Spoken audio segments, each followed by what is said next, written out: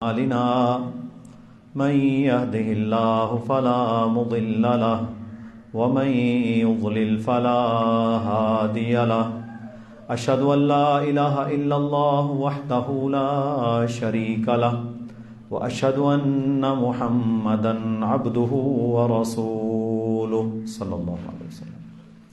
أما بعد فإن أصدق الحديث كتاب الله وخير الهدي هدي محمد صلى الله عليه وسلم وشر الأمور محدثاتها وكل محدثة بدعة وكل بدعة ضلالة وكل ضلالة في النار.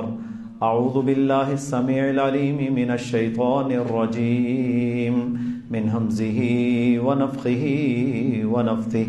يا أيها الذين آمنوا اتقوا الله حق تقاته ولا تموتن إلا وأنتم مسلمون. يا أيها الناس اتقوا ربكم الذي خلقكم من نفس واحدة وخلق منها زوجها وبث منهما رجالا كثيرا ونساء واتقوا الله الذي تساءلون به والأرحام إن الله كان عليكم رقيبا. يا أيها الذين آمنوا اتقوا الله وقولوا قولا سديدا يصلح لكم أعمالكم ويغفر لكم ذنوبكم ومن يطع الله ورسوله فقد فاز فوزا عظيما. رب اشرح لي صدري ويسر لي أمري واحلل عقدة من لساني يفقهوا قولي. اللهم صل على محمد وعلى آل محمد كما صليت على إبراهيم وعلى آل إبراهيم إنك حميد مجيد. اللهم بارك على محمد وعلى آل محمد كما باركت على إبراهيم وعلى آل إبراهيم إنك حميد مجيد. اللہ تعالیٰ نے مسلمانوں پر جو فرائض لازم قرار دیے ہیں ان میں ارکان اسلام میں اسلام کا 5واں رکن حج ہے، جس کے اندر عمرہ بھی شامل ہے. ہمارے ہاں بہت سارے لوگ کرونا کے بعد جب سے عمرہ کا آغاز ہوا تو وہ عمرہ کی سعادت حاصل کرنے کے لیے جاتے ہیں، لیکن ہزاروں لاکھوں خرچ کرنے کے بعد بھی اکثر سے جب میں نے پوچھا تو وہ بہت ساری غلطیاں عمرہ ادا کرنے میں کر کے آتے ہیں. اب دیکھیں اتنا لمبا سفر بھی کیا، ہر روز یہ موقع بھی نہیں ملتا، تو اگر اس میں غلطی ہو اور سنت کے مطابق وہ ادا نہ ہو تو عبادت قبول نہیں ہوتی. ٹھیک ہے، جیسے نماز ہے، روزہ ہے، حج زکوٰۃ ہے، عمرہ ہے، یہ سنت کے مطابق ادا ہوگا تو تب اللہ کے ہاں یہ مقبول ہے، قبول ہوگا، ورنہ یہ ریجیکٹڈ ہو جائے گا، قبول نہیں ہوگا. تو عمرہ کا مسنون طریقہ بڑا سب سے آسان عمل ہے یہ عمرہ. حج ایک مشکل عمل ہے، اس کے اندر ایک لمبا پروسیس ہے 5 دن کا، لیکن عمرہ یہ تقریباً 1 گھنٹے سے 2 گھنٹے کے اندر آپ آسانی سے پرفارم کر سکتے ہیں، ادا کر سکتے ہیں. رش کے اوپر ڈیپینڈ ہوتا ہے. تو ہم آج انشاءاللہ آسانی سے آپ کو عمرہ ادا کرنے کا طریقہ بیان کریں گے تاکہ ریکارڈ میں بھی رہے اور جو لوگ آگے سے شیئر کرنا چاہیں وہ بھی آسانی سے لوگوں کو بتا سکیں. تو سب سے پہلی چیز تو یہ ہے کہ عمرہ ادا کرنے والے یا حج ادا کرنے والے کا توحید کے اوپر ہونا لازم ہے. کوئی بندہ اگر شرک کرتا ہے، بدعتیں کرتا ہے، اللہ کی ذات، صفات، الوہیت اور ربوبیت میں کسی دوسرے کو ساتھ ملاتا ہے تو وہ جو جی چاہے کرتا رہے، اس کا کوئی عمل بھی قبول نہیں. اس کی نمازیں، روزے، حج، زکوٰۃ، عمرے کوئی فائدہ نہیں اسے، بالکل. کیوں کہ اللہ تعالیٰ نے فرمایا وہ لوگ جو میرے ساتھ شرک کرتے ہیں، ان اللہ لا یغفر ان یشرک بہ، وہ جس نے میرے ساتھ شرک کیا میں نے اسے معاف نہیں کرنا. اب دیکھیں نا میاں بیوی ہوتے ہیں تو کوئی خامد پسند کرتا ہے کہ اس کے اور بیوی کے معاملات میں کوئی دوسرا شریک ہو. اب دیکھیں یہ دنیا کا رشتہ ہے نا, ٹوٹ بھی سکتا ہے, عورت مر بھی جاتی ہے, طلاق بھی ہو جاتی ہے. نہیں پسند کرتا. کیا خامد یہ پسند کرتا ہے کہ اس کی عورت کو کوئی دیکھے؟ تو انسان اگر اس رشتے میں یہ پسند نہیں کرتا تو خالق اور مخلوق کا رشتہ تو ہے ہی بہت اعلیٰ. ہمارا اللہ کے ساتھ کیا رشتہ ہے؟ ہم عابد ہیں, اللہ معبود ہے. وہ خالق ہے, ہم مخلوق ہیں, ہم اس کے بندے ہیں. تو ہم اس کو ختم کر دیں جی, یہ کو ہم اگر اللہ کی ذات اور صفات میں کسی غیر کو شریک ٹھہرائیں گے تو اللہ تعالیٰ کو غصہ آئے گا. اسی لیے اللہ تعالیٰ نے بڑے واضح الفاظ کے اندر کسی گناہ پر اللہ تعالیٰ نے یہ نہیں فرمایا. 2 دفعہ یہ آیت نازل ہوئی ہے کتاب اللہ میں. اللہ کہتا ہے ان اللہ لا یغفر ان یشرک بہ, جس نے میرے ساتھ کسی دوسرے کو شریک کیا میں نے اسے معاف کوئی نہیں کرنا. پکا اصول طے کر دیا اللہ نے. ساتھ پتہ کیا فرمایا؟ وَيَغْفِرُ مَا دُونَ ذَلِكَ لِمَن يَشَاءُ, شرک کے علاوہ کوئی اور گناہ اگر میں چاہوں تو معاف کر دوں. یعنی جو بندہ شرک کے اوپر مر گیا, اللہ کی الوہیت میں یعنی اس کی عبادت میں کسی کو شریک ٹھہراتا تھا, اس کے خالق ہونے میں کسی کو شریک ٹھہراتا تھا, اس کے نام و اسماء و صفات میں کسی کو شریک ٹھہراتا تھا, اور وہ بغیر توبہ کیے اسی حالت میں مر گیا, اس کی کوئی بخشش نہیں, ہمیشہ کے لیے وہ جہنم میں رہے گا, چاہے وہ کلمہ ہی کیوں نہ پڑھتا رہو. یہ بڑی سیدھی بات ہے. دنیا میں اس کے ساتھ معاملہ مسلمانوں والا ہی ہوتا ہے, لیکن اللہ کو پتا ہے نا کہ یہ شرک اکبر پر مڑا ہے. تو سب سے پہلے حج اور عمرے کی بنیاد ہے ہی کیا؟ توحید. اگر توحید نہیں تو حج عمرہ ہی نہیں. اب دیکھیں میں یہ پروسیس آگے بھی بیان کرتا ہوں. جب آپ نے جہاز کے اندر, پہلے تو سفر گھوڑوں کے اوپر اونٹوں کے اوپر ہوتا تھا, تو جب آپ میقات سے گزریں گے تو وہاں پر آپ نے عمرے کی نیت کرنی ہے, تو اس کے بعد تلبیہ پڑھنا ہے. تلبیہ کیا ہے؟ لبیک, یا اللہ میں حاضر ہوں, اللہم لبیک, اے اللہ میں حاضر ہوں, لا شریک لک لبیک, یا اللہ تیرا کوئی شریک نہیں, میں حاضر ہوں, ان الحمد, ساری تعریفیں یا اللہ تیرے لیے ہیں, والنعمت, سب نعمتیں تو دینے والا, لک والملک, اور بادشاہت بھی تیری ہے. اچھا یہ جو تلبیہ کے الفاظ ہیں یہ آپ نے اس وقت تک پڑھتے رہنا ہے جب تک آپ بیت اللہ کو دیکھ نہیں لیتے. 10 گھنٹے لگیں, 2 دن لگیں, اپنے عمومی معاملات کے علاوہ نماز پڑھ لی, پیشاب پخانہ کیا, ٹوائلٹ میں گئے, کھانا کھایا, یہی ٹائم ہوتا ہے نا بندے کا مصروف. اس کے علاوہ گپیں شپیں نہیں زیادہ لگانی, ضرورت کی بات کر سکتے ہیں. کیا کہنا ہے؟ صرف تلبیہ. عورتیں نیچی آواز سے, مرد بلند آواز سے, تھوڑی بلند آواز سے. آپ جہاز میں ہیں, آپ مامے خاں ہیں, آپ جرنیل ہیں, آپ سید خاندان سے ہیں, آپ کسی اور خاندان سے ہیں, آپ ارب پتی ہیں, آپ کمزور ہیں, کوئی بھی مسلمان وہ کسی بھی رنگ اور نسل سے تعلق رکھتا ہو, وہاں پر اللہ نے فرمایا چل کفن پہن کے آ. کفن والے کپڑے ہیں نا 2, تاکہ تیری اکڑ تو اترے, تیرا زوم تو اترے کہ میں بادشاہ ہوں, میں chief of the army staff ہوں, میں وزیر ہوں, میں ارب پتی ہوں, میں کھرب پتی ہوں, میں فلاں ہوں, میں دنیا کا مالک ہوں. نہ, چل کپڑے پہن. آپ نے دیکھا بڑے بڑے جرنیل, بڑے بڑے صدور, بڑے بڑے چیئرمین, وہاں پر 2 ہی کپڑوں میں ہوتے ہیں نا. اللہ کہتا ہے چل یہاں پر عاجزی کے اندر, کیونکہ اصل بادشاہ اللہ ہے, اصل بادشاہ اللہ ہے. اور اللہ تعالیٰ نے, صحیح بخاری میں حدیث ہے, رسول اللہ صلی اللہ علیہ وسلم نے فرمایا اللہ تعالیٰ اتنا عظیم میرا رب کہ اللہ ساری زمینوں آسمانوں کو جب ہلائے گا نا قیامت والے دن, تو اللہ کہے گا لمن الملک اليوم, بتاؤ کس کی بادشاہت ہے. تو سب سے پہلے بھائی عمرہ کرنا ہے تو اللہ کے ساتھ اپنا تعلق مضبوط کریں. توحید تمہاری مضبوط ہونی چاہیے, شک سے بالا تر.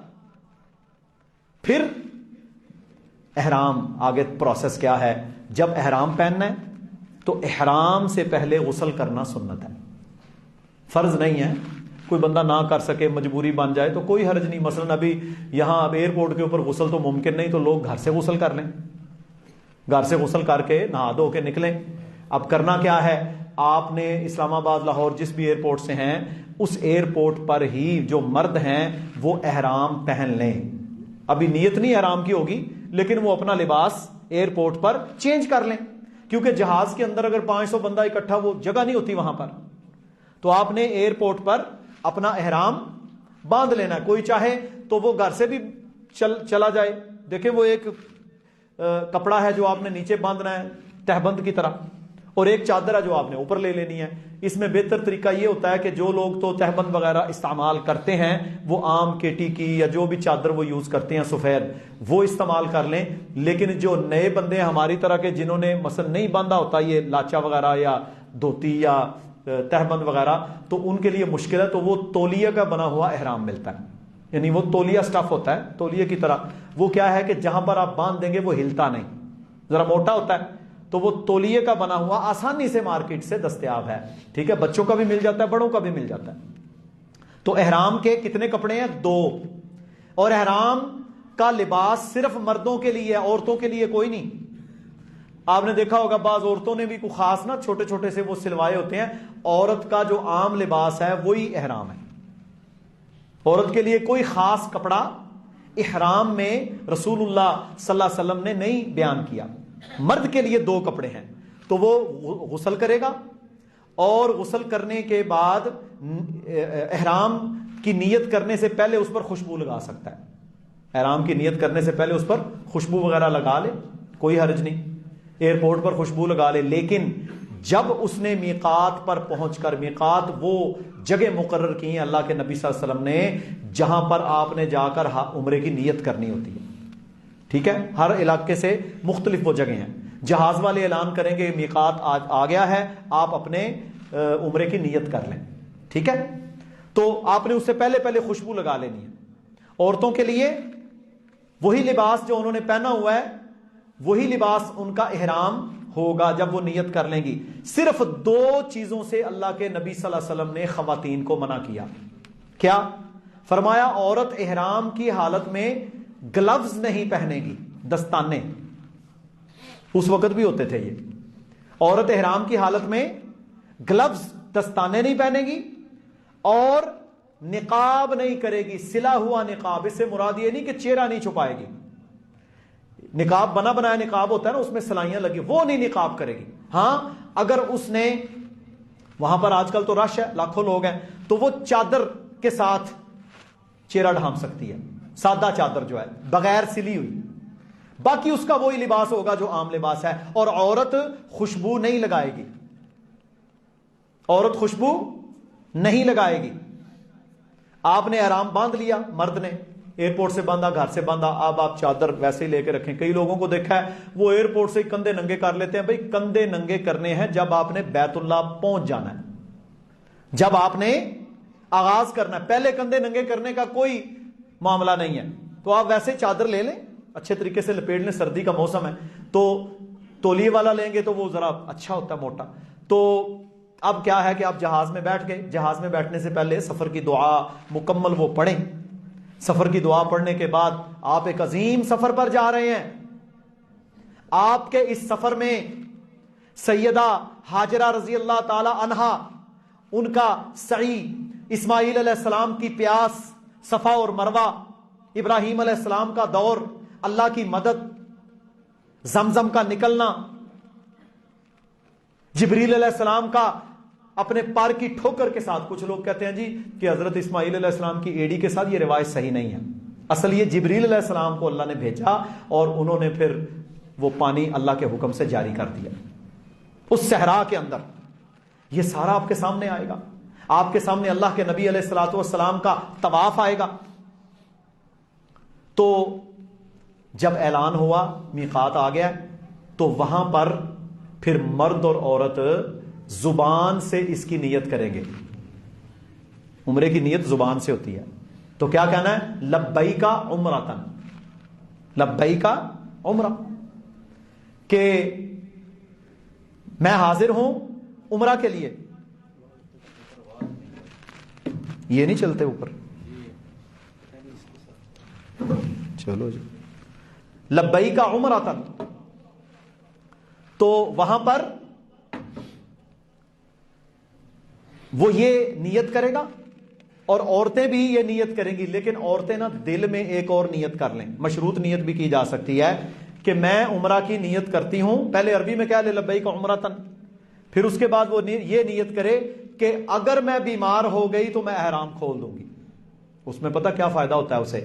اس میں یہ ہے کہ مشروط نیت جب اس نے کر لی اور اس کو رستے میں وہاں پہنچنے سے پہلے ہیض آ گیا تو 7 دن تک ورنہ اسے احرام میں رکنا پڑے گا. پابندیاں لگ جائیں گی. احرام کی پابندیاں میں ذکر کرتا ہوں. لیکن اگر وہ مشروط نیت کر لے تو پھر کیا ہے کہ لبیک عمرہ، یا اللہ میں عمرے کی نیت کرتی ہوں، اگر میں بیمار ہو گئی تو میں احرام کھول دوں گی. تو پھر کیا ہے، اگر وہ بیمار ہونے کے بعد احرام کھول دیتی ہے تو اس کو دم نہیں دینا پڑے گا. بات سمجھ آ گئی ہے؟ مشروط نیت ہو گئی نا. جب نیت ہی اس نے کر لی کہ میں عمرے کا احرام باندھ رہی ہوں تو پھر ہیض آ گیا. ہیض کی حالت میں بھی اس کو 7 دن 5 جو بھی اس کی ٹائمنگ ہے اس میں احرام کی حالت میں رہنا پڑے گا، اور مشکل کام ہے، پابندیاں ہوں گی اس پر. تو یہ جو ہے عورتوں کے لیے خاص ہے کہ وہ یہ نیت 7 الفاظ اردو میں ہی شامل کر لیں. اس کے بعد احرام کا مطلب ہے وہ کپڑا جو آپ پر کئی چیزوں کو حرام کر دیتا ہے. آپ پر کئی چیزوں کو، جیسے روزے کی حالت میں کئی حلال چیزیں حرام ہو جاتی ہیں ہم پر، کھانا پینا، مباشرت وغیرہ وغیرہ، بہت ساری چیزیں حرام ہو جاتی ہیں ایک خاص وقت میں. اسی طرح احرام جب آپ نے پہن لیا تو احرام کی حالت میں بھی آپ پر بہت ساری حلال چیزیں اس وقت تک حرام اور ناجائز ہیں جب تک آپ احرام کھول نہیں دیتے. بات سمجھ آ گئی ہے؟ جب تک آپ احرام کھول نہیں دیتے. تو احرام کی حالت میں کیا چیزیں آپ پر حرام ہیں؟ پہلے نمبر پر جب آپ نے احرام باندھ لیا آپ خوشبو استعمال نہیں کریں گے، بال نہیں کاٹیں گے، ناخن نہیں کاٹیں گے، کوئی آپ کے جسم پر پھوڑا پھنسی ہے اس کو نہیں پھوڑیں گے، شکار نہیں کریں گے، جانور ذبح نہیں کریں گے، حرم کی حدود کے اندر درخت گھاس وغیرہ نہیں کاٹیں گے. فلا رفث ولا فسوق ولا جدال، آپ وہاں پر جذبات کو بھڑکانے والی باتیں، جن میں جذبات بھڑکتے ہوں وہ باتیں نہیں کریں گے. وہاں پر فسق و فجور والے کام نہیں کریں گے. سگریٹ پی رہا ہے جی، باقی فسق و فجور والے کام، گناہ والے کام نہیں کریں گے. لڑائی جھگڑا نہیں کریں گے کسی سے. یہ احرام کی پابندیاں ہیں. اگر آپ نے لڑائی کی، جھگڑا کیا، سوٹے لگائے، سگریٹ پیے، غیبتیں کی، گالی گلوچ کی وغیرہ وغیرہ اور جو گناہ کے کام ہیں اور جذبات کو بھڑکانے والی باتیں، بیوی کے ساتھ اس قسم کی باتیں، تو کیا ہوگا؟ آپ کا احرام ضائع ہے. پیسہ بھی برباد، وقت بھی برباد اور عمرہ بھی برباد، کیونکہ آپ نے تو اس کی احرام کی بڑی سخت پابندیاں ہیں. عمرے کی تو چلو 5-7 گھنٹے بنتی ہیں، لیکن حج کے اوپر تو پھر 5 دن کی پابندی ہوتی ہے. تو احرام کی پابندیاں شکار نہیں کر سکتے آپ نہیں کریں گے. ایسا صابن یا شیمپو استعمال نہیں کریں گے جس میں خوشبو ہو. پہلے جو لگا لی. بات سمجھ آئی ہے؟ ہاں، احرام گندا ہو گیا، پسینہ آ گیا، اسے دھویا جا سکتا ہے، دھو کے دوبارہ پہن لیں. ایک بندے کا احرام پرانا پڑا ہوا ہے، یہ بھی لوگ سوال کرتے ہیں، 2 دفعہ استعمال ہوا ہے، تیسری دفعہ بھی ہو سکتا ہے.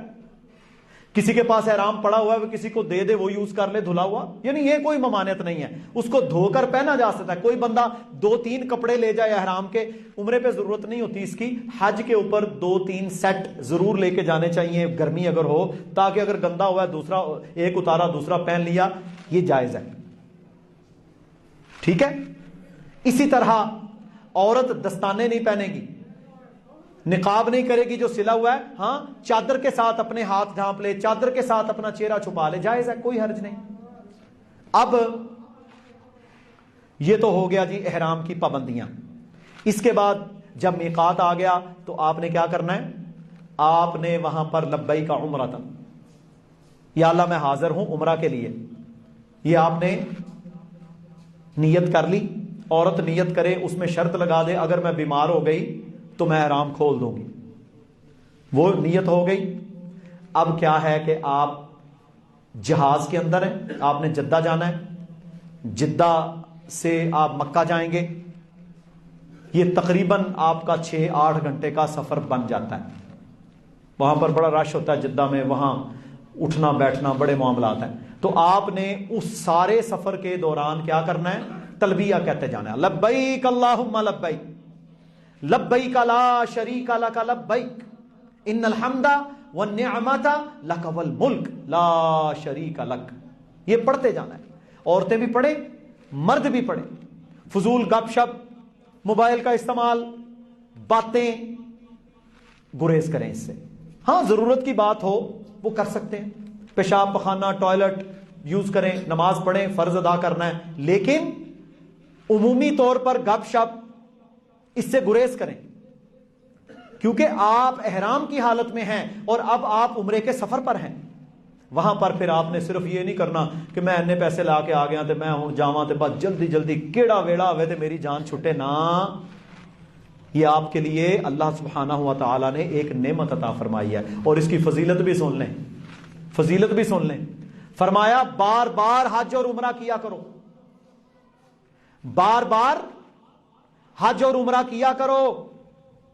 اللہ تعالیٰ اس کے ذریعے سے تمہاری مفلسی اور تمہارے گناہوں کو ختم کر دے گا. مفلسی کیا ہوتی ہے؟ غربت، مجبوری، پیسے نہیں ہے، کاروبار نہیں ہے، مفلس ہے، کنگال ہے. آپ پوری نیت کے ساتھ عمرہ کرنے کے لیے اگر چلے گئے، حالات نہیں ٹھیک ہوتے، آپ اس نیت کے ساتھ کریں، بار بار حج اور عمرے فرمایا کیا کرو. اللہ اس سے تمہارے گناہوں کو صاف کر دے گا اور اللہ رب العزت تمہارے لیے مفلسی کا معاملہ ختم کر دے گا، مفلسی دور ہو جائے گی اس سے. تو یہ اس کی فضیلت ہے. اب آپ جب وہاں مکہ مکرمہ میں پہنچ گئے تو سب سے پہلے آپ نے کیا کرنا ہے؟ وضو کرنا ہے. جس طرح نماز کے لیے وضو کرنا فرض ہے، اسی طرح طواف کے لیے بھی وضو کرنا فرض ہے. یہ بات ذہن میں رکھ لیں. بعض لوگ نا بے وضو ہی چل پڑتے ہیں. اگر آپ وہاں مسجد حرام میں پہنچے، مسجد حرام میں داخل ہونے سے پہلے مسجد میں داخل ہونے کی دعا پڑھیں، اعوذ باللہ العظیم وبوجہہ الکریم وسلطانہ القدیم من الشیطان الرجیم اللہم افتح لی ابواب رحمتک. یہ پوری دعا ہے، لکھی بھی مل جائے گی، حسن و مسلم ساتھ لے جائیں. یہ دعا پڑھیں، دایاں قدم اندر رکھیں مسجد حرام میں. اگر وہاں فرض نماز کا وقت ہے پھر سب سے پہلے آپ کو وہ فرض نماز ادا کرنا ہوگی. اور ایک بات ذہن میں رہے، کیونکہ پہلے آپ ہوٹل میں جائیں گے، جب آپ جدہ سے مکہ پہنچیں گے تو آپ کے پاس سامان ہوگا، سب سے پہلے آپ نے ہوٹل میں جانا ہے. ہوٹل میں جائیں، جا کر 2-4-10 منٹ رکیں، کچھ کھانا پینا ہے، فریش ہوں، کوئی مسئلہ نہیں. احرام کی حالت میں سویا بھی جا سکتا ہے، لیکن چہرہ نہیں ڈھانپنا، اس سے بچنا ہے کیونکہ آپ احرام میں ہیں. تو احرام کی حالت میں کھائیں پیئیں، چائے پیئیں، کوئی مسئلہ نہیں. اس کے بعد وہاں نہایا بھی جا سکتا ہے بغیر خوشبو والے صابن سے، نہا کے یا وضو کر کے تیاری کر لیں. اب آپ اگر قریب کے ہوٹل میں ہیں 200-300 میٹر تو آپ پیدل چلتے جائیں گے، وہ بھی خاصا سفر 1 کلومیٹر تو بنے جائے گا. لیکن اگر آپ دور کے ہوٹل میں ہیں تو پھر شٹل سروس ہوتی ہے، وہاں پر چھوٹی چھوٹی گاڑیاں ہر ہوٹل کے باہر ہیں، وہ آپ کو بٹھائیں گے اور حرم کے قریب لا کے اتاریں گے. آپ کا گائیڈ آپ کو جب لے کر جائے گا، آپ بیت اللہ میں یعنی مسجد حرام میں جب داخل ہوئے، وہاں مسجد میں داخل ہونے کی دعا، اس کے بعد اگر فرض جماعت ہو رہی ہے تو فرض میں شامل ہو جائیں، فرض ادا کریں.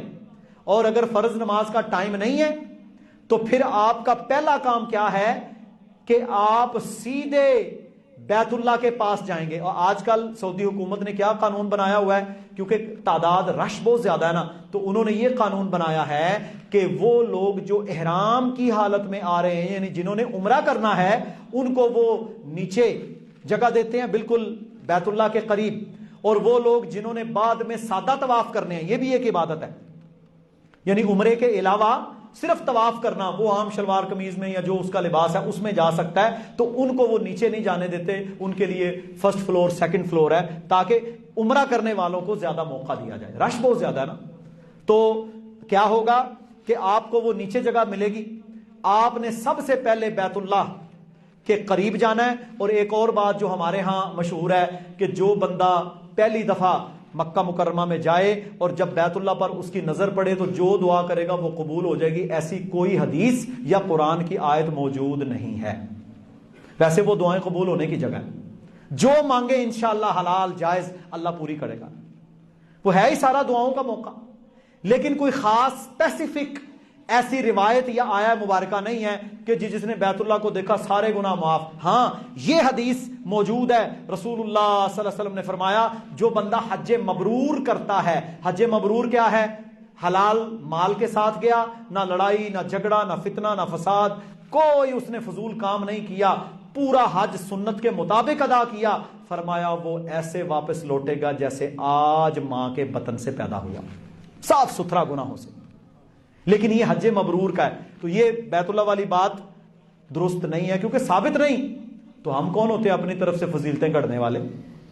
ہمیں تو نہیں نا اللہ نے اختیار دیا کہ جی آپ یہ کلمہ 10 باری پڑھیں تو یہ ملے گا، یہ کون بتائے گا؟ اللہ یا اللہ کے رسول۔ اسی طرح ہی ہوتا ہے نا، ساری فضیلت کون بتاتا ہے؟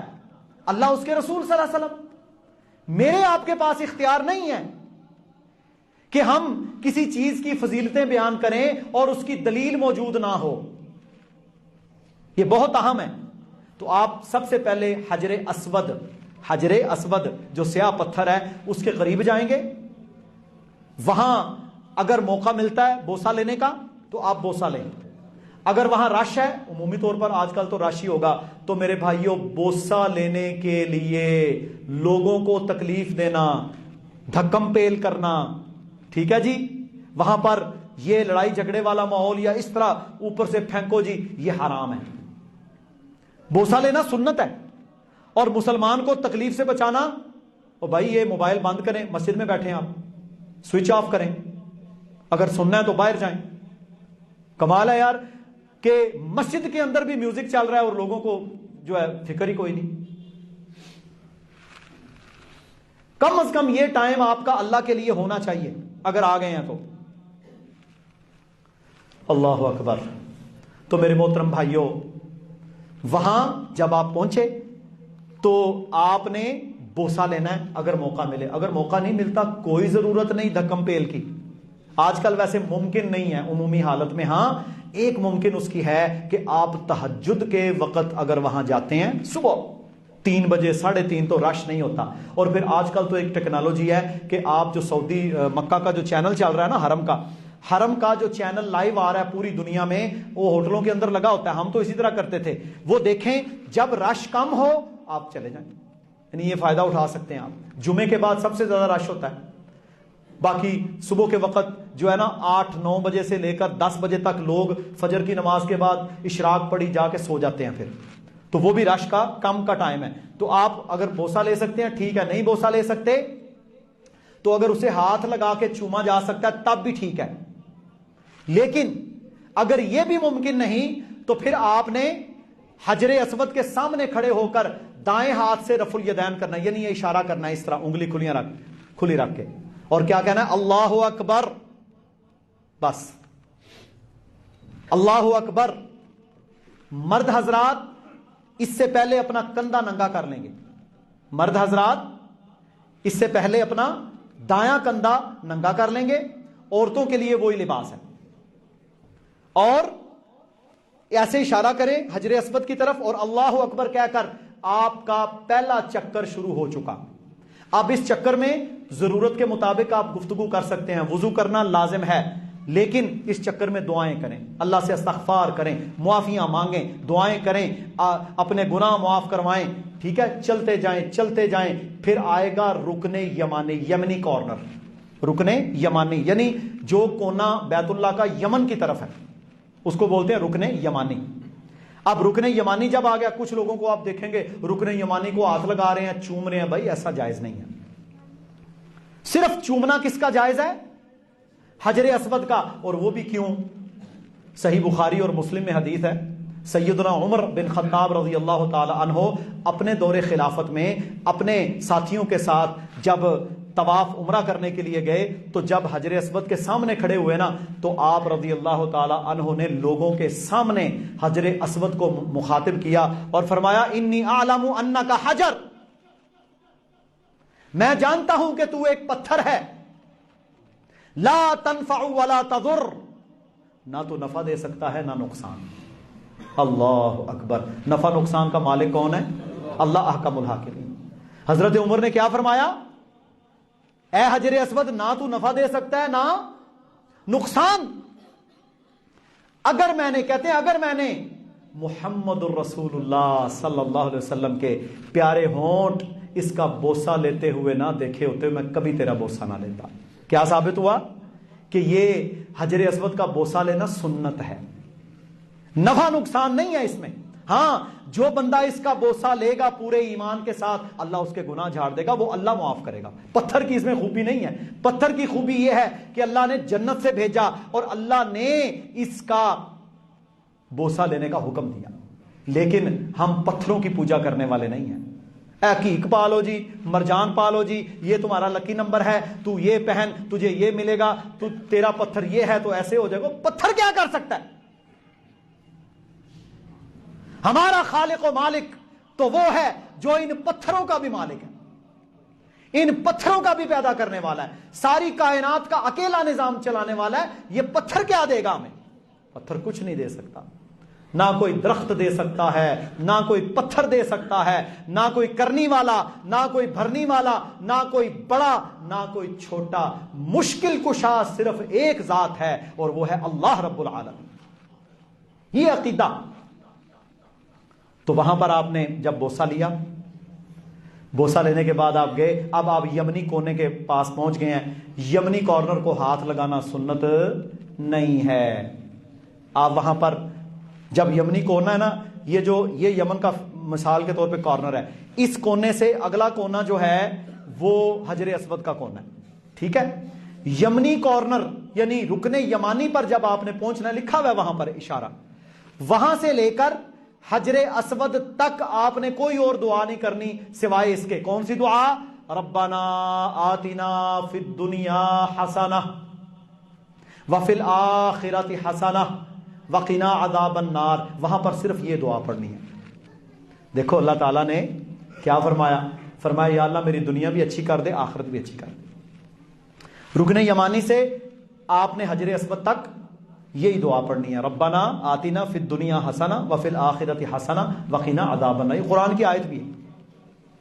ٹھیک ہے؟ اب دوبارہ حجر اسود آ گیا تو آپ نے اس کا بوسہ لینا ہے، یا اللہ اکبر استلام کرنا ہے اور پھر آگے بڑھ جانا ہے. اسی طرح آپ کا کندھا ننگا ہوگا. پہلے 3 چکروں میں سنت یہ ہے کہ آپ مرد حضرات چھوٹے چھوٹے قدم لیں اور ذرا سینہ باہر نکال کر چلیں. یہ بھی سنت ہے، کیونکہ جب فتح مکہ کے بعد، فتح مکہ سے پہلے رسول اللہ صلی اللہ علیہ وسلم آئے عمرہ کرنے کے لیے، مشرکین مکہ نے روکا، وہاں پر صلح حدیبیہ ہوئی. پھر اگلے سال آپ صلی اللہ علیہ وسلم صحابہ کے ساتھ تشریف لائے، عمرہ کیا. تو مکہ والوں نے یہ پروپیگنڈا کیا تھا یہ بخاروں کے مارے ہوئے کمزور لوگ ہیں، یہ ٹرنے تو آوازار نے، یہ ہمارے ساتھ کیا لڑیں گے. تو وہاں پر اللہ کے نبی صلی اللہ علیہ وسلم نے فرمایا تھا پہلے 3 چکروں میں ذرا تم نے سینہ نکال کے چھوٹے چھوٹے قدموں کے ساتھ چلنا ہے. تو یہ سنت بنا دی اللہ نے قیامت تک کے لیے. پہلے 3 چکروں میں کیا کرنا ہے؟ ایسے چلنا ہے، ذرا چھوٹے چھوٹے قدم اور اچھل کے مرد حضرات. اور یہ کندھا آپ کا آخری چکر تک ننگا رہے گا، دایاں کندھا مرد کا. عورتوں کے لیے یہ نہیں ہے، عورتیں عمومی حالت میں چلیں گی. اچھا، آپ نے پہلے 3 چکروں میں اس طرح چلنا ہے، باقی چکروں میں آرام سے چلیں. اب اسی طرح روٹین چلتی رہے گی، دعائیں کرتے رہیں، مغفرت مانگتے رہیں. رکن یمانی اور حجر اسود کے درمیان ربنا آتنا فی الدنیا حسنۃ وفی الآخرۃ حسنہ وقنا عذاب، یہ پڑھتے رہیں. 7 چکر آپ نے مکمل کرنے ہیں. اگر ان 7 چکروں کے درمیان آپ کا وضو ٹوٹ گیا، ہو جاتا ہے وضو ٹوٹ گیا، تو آپ اپنے چکر گن لیں کہ جی 3 ہوئے ہیں. اگر 3.25 ہوئے ہیں تب بھی 3 ہے، 3.25 ہوئے ہیں تب بھی 3 ہے. بات سمجھ آ گئی؟ 3 چکر ہوئے ہیں، جائیں. اب وہاں پر وضو کرنا بھی کوئی سوکھا کام نہیں ہے. جی وہ تقریباً آدھے پونے گھنٹے کا پروسیس ہے، آپ واپس جائیں گے دور، وہاں پر واش رومز ہیں، جائیں گے. بہرحال یہ اس کا بھی اجر ہے. اس کو مصیبت نہیں سمجھنا، کیونکہ آپ اپنے 15 دن 20 دن 29 دن لے کر گئے ہیں اللہ کے لیے. کوئی تو کام نہیں، کاروبار نہیں، نتھنگ. آپ کیوں گئے ہیں؟ اللہ کے لیے. پیسہ بھی لگایا تو وہاں ٹینشن فری. آپ کی ہر مصیبت پر اجر، آپ کی ہر مشکل پر اجر. آپ اس محنت میں جو کام کر رہے ہیں قدم قدم پر اجر ہے. تو وہ وضو ٹوٹ گیا، وضو کر کے واپس آئیں، جو چکر ہو گئے، پھر آپ نے آ کر حجر اسود سے اگلا چوتھا چکر شروع کر دینا ہے. اسی طرح رستے میں فرض نماز کا ٹائم ہو گیا. دیکھیں فرض نماز کی اتنی اہمیت ہے، 24 گھنٹے میں ایک لحظہ بھی ایسا نہیں ہے کہ کبھی طواف رکا ہو سوائے فرض نماز کے. فرض نماز کا اتنا مقام ہے کہ طواف تک روکنے کا حکم ہے. طواف جائز ہی نہیں اس وقت جب تک جماعت نہ ہو جائے. سبحان اللہ. دیکھیں، اور ہمارے ہاں لوگ فرض نماز دکان کی وجہ سے، دیگر چیزوں کی وجہ سے چھوڑ دیتے ہیں، پرواہ ہی کوئی. پھر کہتے ہیں جی حالات نہیں سیدھے ہوندے، سکون کوئی نہیں. سکون کہاں سے آئے؟ فرض نماز کی اقامت ہوئی، فوری طور پر آپ دیکھیں گے کہ وہ جو ہیں پولیس اور وہاں کے جو لوگ ہیں وہ آپ کو کہیں گے چلیں جماعت. بلکہ لوگوں کو خود ہی پتا ہے، فوری صفیں بنے گی، جہاں ہیں وہیں صف بنائیں. گول صف ہوتی ہے، آپ نے دیکھا ہوگا ٹی وی وغیرہ پہ، جو نہیں گئے تو فوری طور پر صف بنائیں، فرض ادا کریں. اور پھر جہاں سے آپ نے اگر فرض کے لیے رکے ہیں نا، تو پھر آپ کو نئے سرے سے چکر شروع نہیں کرنا. مثلا 3.5 چکر ہوئے، آپ رکنے یمانی تک پہنچے تھے، جہاں سے آپ نے فرض نماز کا آغاز کیا تھا وہیں سے چکر دوبارہ شروع کر دیں. بات سمجھ آ گئی ہے جی؟ 7 چکر بیت اللہ کے مکمل کرنے کے بعد جب آپ مکمل کریں گے، اس کے بعد آپ نے 2 رکعت نفل ادا کرنے ہیں مقام ابراہیم کے پیچھے. اچھا، مقام ابراہیم وہ جگہ ہے جس پتھر کے اوپر کھڑے ہو کر سیدنا ابراہیم علیہ الصلوۃ والسلام نے بیت اللہ کی تعمیر کی تھی، اور اسماعیل علیہ السلام وہ پتھر لا لا کے آپ کو پکڑاتے تھے. تو اس کو اللہ تعالیٰ نے اتنا مقام دے دیا، تو اس کے پیچھے ادا کرنے ہیں. لازم نہیں کہ اس کے ساتھ ہی ہو، وہ تو جگہ ہی نہیں ہوگی. جہاں تک آپ کو پیچھے جگہ مل جائے وہاں آپ لوگ دیکھیں گے پیچھے سائیڈ کی طرف وہ نوافل ادا کر رہے ہوں گے. وہاں سنت یہ ہے کہ آپ پہلی رکعت میں سورہ کافرون، سورہ فاتحہ کے بعد، اور دوسری رکعت میں سورہ اخلاص پڑھیں. یہ سنت ہے ان 2 رکعتوں کے اندر. 2 رکعتیں ہلکی پھلکی سی ادا ہوئیں. اس کے بعد آپ نے زمزم پینا ہے. اور یہاں پر زمزم پینے میں آپ کی چوائس نہیں ہے، یہ حکم ہے، یہ عمرے کا حصہ ہے. کیونکہ میرے نبی صلی اللہ علیہ وسلم نے فرمایا کہ طواف اور مقام ابراہیم پر 2 نفل ادا کرنے کے بعد جو مؤمن ہے، یعنی مومن ہے، ایمان والا ہے، وہ وہاں پر سیر ہو کر، یعنی رج کے وہ وہاں پر سیر ہو کر زمزم پیتا ہے. اور جو منافق ہے وہ بس 2-4 گھونٹ لیتا ہے. بات سمجھ آ گئی ہے؟ اوے بھائی، اللہ کے نبی صلی اللہ علیہ وسلم نے پتا کیا فرمایا؟ یہ وہ پانی ہے زمزم، جس نیت کے ساتھ پیو گے اللہ تمہاری مراد پوری کرے گا. ہیں اتنے جاندے نے مراداں پوریا کرن ہے، بچے مانگ لو، دولے شاہ دے گا بچے. جا کے میرے بھائیوں بت چڑھاتے ہیں، وہاں ہے آپ کو صحت کا مسئلہ ہے، پیٹ خراب ہے، مسائل ہیں، اولاد نہیں ہو رہی، بیماری کی وجہ سے ہی ہوتا ہے عمومی طور پر. آپ اس نیت سے بسم اللہ پڑھ کے خوب سیر ہو کر زمزم کا پانی پئیں، اور اپنے سر پر بھی گرانا ہے، یہ بھی سنت ہے. سر پر گرائیں، احرام پر گرائیں، یعنی مرد حضرات. عورتیں خوب سیر ہو کر پانی پئیں، جتنا پی سکتے ہیں. اور یہ وہ پانی ہے جس کے بارے میں محمد الرسول اللہ صلی اللہ علیہ وسلم نے فرمایا یہ وہ پانی ہے جو پانی بھی ہے، تیرا کھانا بھی ہے. تجھے روٹی نہیں ملی، کوئی مسئلہ نہیں، تو صرف اس پانی پر زندہ رہ سکتا ہے. اور آج کی سائنس نے بھی ماننا ہے، فرمایا یہ وہ پانی ہے جس کے اندر پروٹین بھی شامل ہے، حالانکہ پروٹین اور کسی چیز کے اندر شامل نہیں ہوتی. سبحان اللہ. تو آپ پانی پئیں خوب سیر ہو کر، کیونکہ مومن ہے تو خوب سیر ہو کر پانی پئیں. تیری بیماریاں، تیری انتڑیوں کی بیماریاں، تیرے جسم کی بیماریاں، میں تو میرے بھائیوں کہتا ہوں سیدھی بات ہے، ہم نے تو عمل کیا. بچوں کو فیڈروں میں ہم نے تو پلایا ہی زمزم ہے. کوشش کریں کہ اس کو جسم پہ گرائیں، شفا ہے. سکن کی بیماریاں ہیں، شفا ہے. بال گرتے ہیں اس نیت سے ڈالیں شفا ہے. جتنی اچھی نیت اور گمان کے ساتھ ڈالیں گے اتنا اللہ فائدہ دے گا. زمزم، اچھا ہمارے یہاں کہتے ہیں آب زمزم. میرے بھائیو آپ تو پانی کو کہتے ہیں نا، زمزم اس کا نام ہے. زمزم کی اتنی فضیلت ہے. تو اچھا خوب پانی پیا جی، سیر ہو کر آپ نے پانی پیا، اور اس کے بعد پھر آپ بائیں طرف جب چلیں گے تو سامنے رستہ بنا ہوا ہے، آپ کو کوہ صفا نظر آئے گی. کوہ صفا کی پہاڑی. اچھا یہی فاران کی چوٹی ہے. یہ جو کوہ صفا نظر آئے گی نا آپ کو، زمزم پینے کے بعد ایسے جائیں گے تو یہاں سے آپ نے سعی شروع کرنی ہے. سعی وہ بھی 7 ہی چکر ہے. تو یہ وہ کوہ صفا ہے جس پر کھڑے ہو کر اللہ کے نبی صلی اللہ علیہ وسلم نے اپنے رشتہ داروں کو بلایا تھا، آؤ بھائی اسلام قبول کر لو. ٹھیک ہے، کوہ صفا کی طرف جب آپ نے جانا ہے تو آپ کو جب کوہ صفا نظر آئے گی نا تو آپ نے پڑھنا ہے ان الصفا والمروہ من شعائر اللہ ابدأ بما بدأ اللہ بہ. یہ دعا پڑھنی ہے، لکھی بھی مل جائے گی آپ کو. یہ دعا پڑھیں، ایک دفعہ پڑھ لیں. صفا پر گئے، صفا پر کھڑے ہو کر بھی کئی لوگ دعائیں کرتے ہیں، کوئی کرنا چاہے تو کر لے، کوئی حرج نہیں، لیکن وہ کوئی خاص ضروری نہیں ہے. ٹھیک ہے، وہاں پر جا کر صفا پر آپ نے یہ پڑھنا ہے لا الہ الا اللہ وحدہ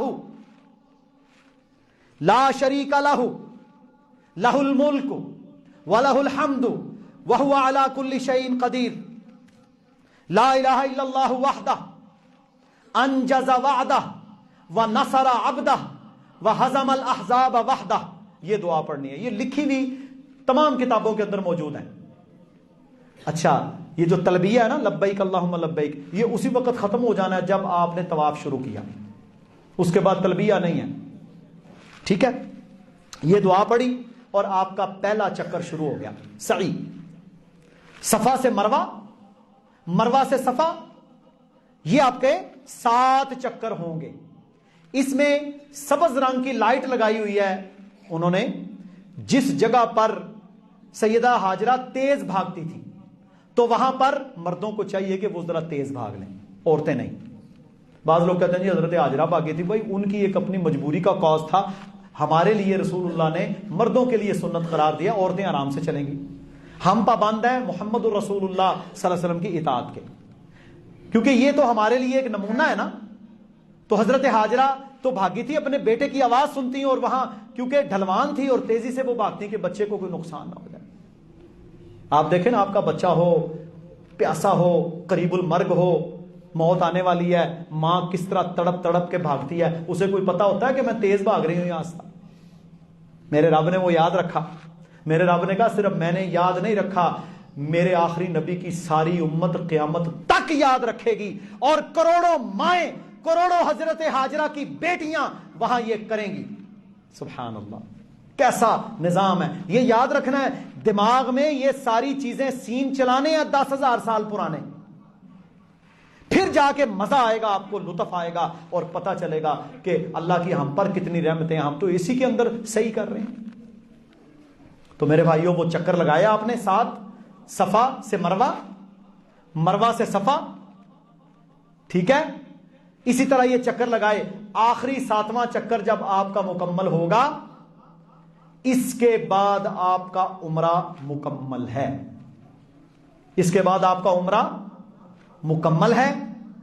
اب آپ وہاں سے باہر نکل کے حرم کی، مسجد حرام کی حدود سے باہر نکل کر، یا اپنے ہوٹل میں جا کے احرام کھولنے سے پہلے مردوں نے ٹنڈ کروانی ہے اس طرح سے مشین سے، اور بال کٹوائے بھی جا سکتے ہیں. رسول اللہ صلی اللہ علیہ وسلم نے فرمایا کوئی بال کٹوانا چاہے تو کٹوا لے، لیکن جو حلق کروائے گا یعنی ٹنڈ کروائے گا وہ افضل ہے. ٹھیک ہے، افضل ہے کہ ایک دفعہ وہ اس طرح پھروا لے. اور عورتوں کے اتنے سے بال 2 انچ کے قریب نیچے سے پکڑ کر، اس کا محرم جو بھی ساتھ ہے وہ چھوٹی سی کینچی ساتھ لے جائیں، وہ کاٹ دیں. بس عورت کے اتنے سے بال کاٹ لیں. باقی مرد اپنی ٹینڈ کروائے، بچہ ہے وہ اپنی ٹینڈ کروائے. ٹھیک ہے جی، یا بال کٹوا لے، یہ دونوں جائز ہیں. اسی طرح آپ کا عمرہ مکمل ہو گیا. اچھا جب آپ نے، کئی لوگوں کو ہم نے دیکھا ہے یا لوگ سوال پوچھتے ہیں کہ جی ہم نے عمرہ مکمل کر لیا اور احرام پہلے کھول لیا، اب کیا کریں؟ بھائی احرام کھولنے سے پہلے آپ نے بال منڈوا لینے. بال منڈوا کے، عورت کے بال کاٹ کے پھر احرام کھولنا ہے۔ اب احرام کھولنے کے بعد آپ سے احرام کی پابندیاں اٹھ گئیں، آپ خوشبو بھی استعمال کر سکتے ہیں، ٹھیک ہے، وہ جو چیزیں آپ پر شکار بھی کر سکتے ہیں، لیکن حرم کی حدود میں ویسے شکار نہیں کرنا چاہیے، خارش ہوگی، کوئی ناخن کاٹنے ہیں، بال کاٹنے ہیں، وہ کاٹ سکتے ہیں، تو یہ گھنٹے 2 گھنٹے کا پروسیس ہے۔ تو یہ ہے جی عمرہ کا مسنون طریقہ، بالکل سادہ۔ 2-3 دعائیں ہیں وہ آپ نے یاد کرنی ہیں، اور ان کے مطابق آپ نے اپنا مکمل عمرہ ادا کرنا ہے۔ تو وہ لوگ جو عمرہ پہ جا رہے ہیں وہ ان چیزوں کو ملحوظ خاطر رکھیں۔ ہمارے ہاں کتابیں نکلی ہوئی ہیں، پہلے چکر کی دعا، دوسرے چکر کی دعا، 7ویں چکر کی دعا، پہلی صحیح کی دعا، وہ بندہ ویسے ہی ڈپریشن کا مریض ہو جاتا ہے، یار اتنی دعائیں، صرف 3 دعائیں ہیں، ربنا آتنا فی الدنیا، وہ سب مسلمانوں کو ویسے ہی آتی ہے، لا الہ الا اللہ وحدہ لا شریک لہ لہ الملک، یہ بھی آتی ہے۔ وہ ایک دعا ہے ان الصفا والمروہ من شعائر اللہ، اور دوسری وہ ہے لا الہ الا اللہ وحدہ انجز وعدہ ونصر عبدہ وہزم الاحزاب وحدہ۔ یہ دعائیں ہیں جو رسول اللہ صلی اللہ علیہ وسلم نے عمرہ کے موقع پر کی ہیں۔ تو یہ سنت طریقہ ہے عمرے کا۔ اچھا، اس میں ایک اور سوال ہے، ہمارے ہاں آپ دیکھیں گے وہاں پر کہ لوگوں نے ایک عمرہ کر لیا، اب کچھ لوگ جناب گاڑی لے کے جا رہے ہیں میقات پر 1.5 گھنٹے کا سفر کر کے، ٹھیک ہے، دوبارہ احرام باندھ کے جی ہم نے عمرہ کرنا ہے۔ کچھ لوگوں کو دیکھیں گے کہ وہ مسجد عائشہ یعنی تنعیم وہ جگہ ہے، یہ اصل میں تنعیم وہ جگہ ہے جہاں پر نبی صلی اللہ علیہ وسلم نے سیدہ عائشہ رضی اللہ تعالی عنہا کو خاص اجازت دی تھی کہ آپ وہاں سے احرام باندھ لیں، تو مسجد عائشہ سے وہ احرام باندھتے ہیں۔ بھائی بات یہ ہے، صحیح بخاری میں حدیث ہے، فرمایا جو بندہ مکے میں رہ رہا ہے، جب آپ ایک دفعہ مکے میں آ گئے، جب آپ ایک دفعہ احرام پہن کر مکے میں آ گئے تو اب آپ مکہ میں ہیں نا، اب آپ باہر تو نہیں ہیں، تو وہ وہیں سے احرام باندھے گا جہاں وہ رہ رہا ہے۔ ایک یہ اصول یاد رکھ لیں، ہر روز عمرے کریں، ہر روز عمرہ کریں، جان ہے، طاقت ہے، جوان ہے، 2 دفعہ کریں۔ بھائی ادھر کرنے کے آگے ہیں، جتنے عمرے کریں گے 2 کام، گناہ معاف، غربت دور۔ ہر بندہ یہی نہیں پوچھتا جی غربت دور کرنے کا نسخہ دسو، یہ نسخہ پہنچ گئے، گناہ معاف، مفلسی دور۔ ہر روز عمرہ کریں۔ اب ایک دفعہ ٹینڈ ہو گئی، دوبارہ کوئی ضرورت نہیں، آپ وہ سیفٹی لے لیں، خود ہی تھوڑا سا مار لیا ہو، کتنے بال آ جائیں گے۔ ہر روز عمرے کریں اور اپنے ہوٹل سے احرام باندھیں، کوئی حرج نہیں۔ صحیح بخاری میں واضح الفاظ ہیں، فرمایا جو مکہ میں ہے وہ جہاں سے ہے احرام باندھے۔ اچھا، جب آپ حج کے لیے جاتے ہیں، حج تمتع، آپ نے عمرہ کا احرام باندھا، عمرہ کا احرام باندھنے کے بعد احرام کھول دیا، عمرہ کرنے کے بعد پھر 1-2 دن 4 دن 10 دن جتنا دیر آپ پہلے پہنچے آپ وہاں رہے، پھر آپ جب حج کا احرام باندھتے ہیں تو میقات پہ جاتے ہیں۔ کہاں سے باندھتے ہیں؟ اپنے ہوٹل سے۔ تو عمرے کریں، اپنے ہوٹل سے احرام باندھے، بار بار عمرہ کریں۔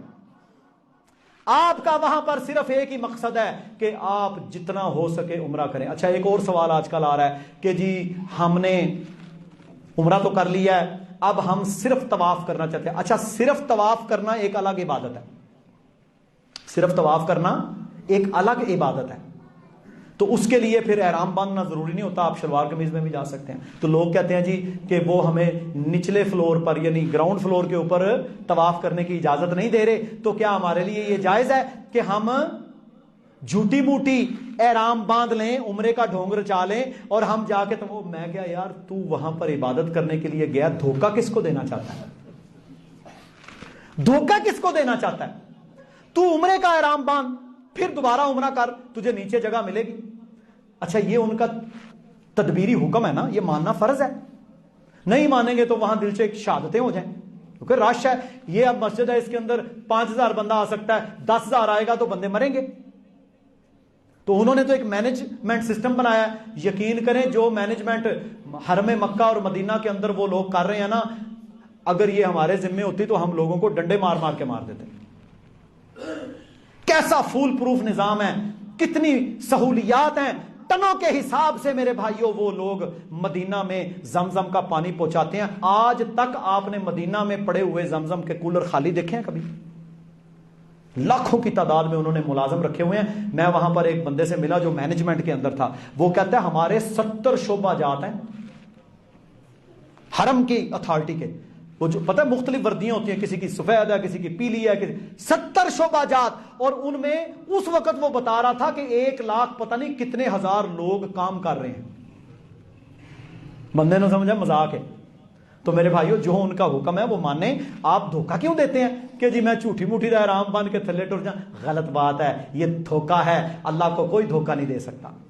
یہ آپ کا وہ عمل حرام ہوگا اور اس طواف کا کوئی فائدہ نہیں. آپ عمرہ کا احرام باندھیں، عمرہ کریں پورا.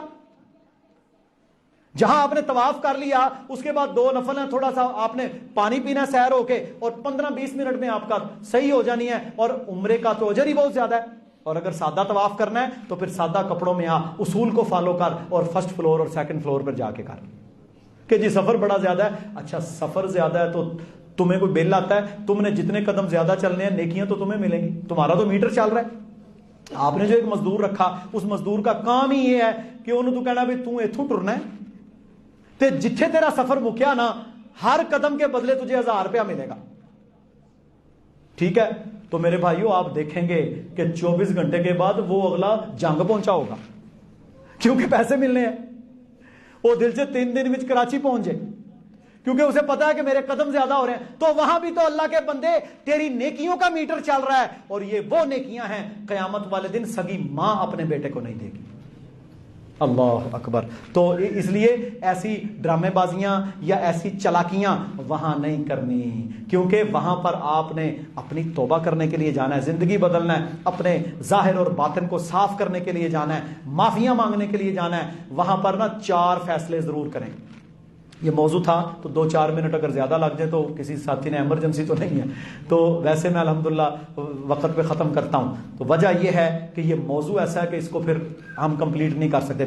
سوال و جواب کی نشست ہوگی، کچھ چیزیں اس میں بھی ہم ڈسکس کریں گے.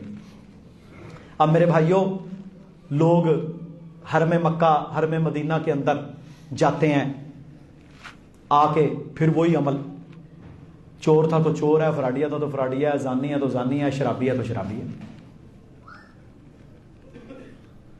احرام بندھا ہوا ہے، احرام کھولتے ہوئے کہنا لیا یار سگریٹ لیا یار، سگریٹ کتنے گئے؟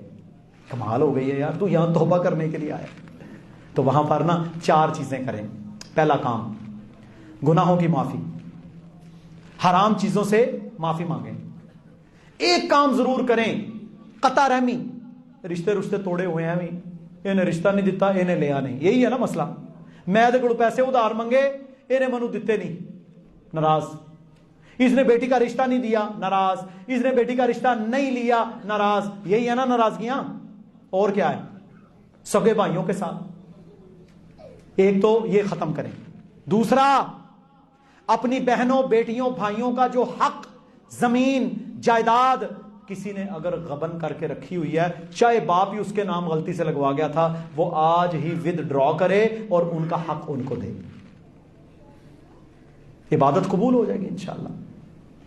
تو یہ زندگی بدل کے آئیں تو فائدہ تو تب ہے نا میرے بھائیوں. تو انشاءاللہ یہ موقع ہے لوگوں کے لیے جو عمرہ پہ جا رہے ہیں کہ وہ اپنی اصلاح اور اپنے اعمال کی اصلاح اور توبہ طائب ہو کر آئیں اور اپنی زندگی کو بدلیں. اللہ رب العزت کہنے والے اور سننے والوں کو عمل کی توفیق دے. اسی عمرہ کے موضوع پر نہ کوئی باتیں رہ بھی سکتی ہیں، جو رہ گئی ہوں سوال و جواب کی نشست میں انشاءاللہ بھائی پوچھ سکتے ہیں. سبحان ربک رب العزت عما یصفون وسلام علی المرسلین والحمد للہ رب العالمین.